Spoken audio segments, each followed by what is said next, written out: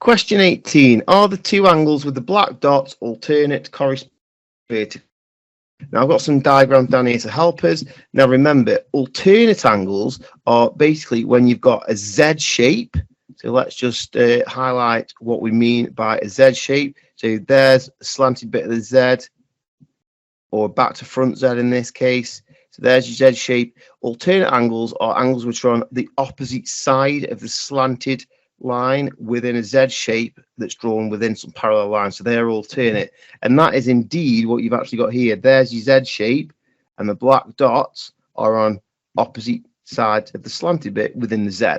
So the correct answer for this question is that they are alternate. Let's just double check why they're not corresponding. Well, corresponding angles are when you've got a vertex there, point where the lines cross, you draw a circle round, do the same on the bottom, there's another vertex, draw a circle around. Corresponding angles are in the same position within the two circles. So this green angle here is in the bottom right corner of the circle, and this green angle here is also in the bottom right. Now, you cannot say that about the black dots up here. If you draw the circle around, this black dot is in the bottom left, whereas of this circle, this black dot is in the top right. So they are not corresponding because they're not in the same position. Vertically opposite just means within a cross shape.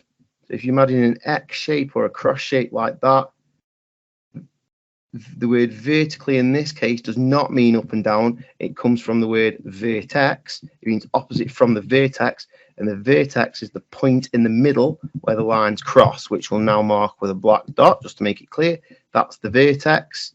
And vertically opposite means opposite across from the vertex. So those two blue ones are opposite each other across from the vertex, so they're equal. And the 45 and the 45 are opposite across from each other on the vertex, so they're equal. And you cannot say that about the two black dots up here. They're not opposite each other within a cross shape. They're opposite each other within a Z shape. So the correct answer is alternate. They're not corresponding and they're not vertically opposite.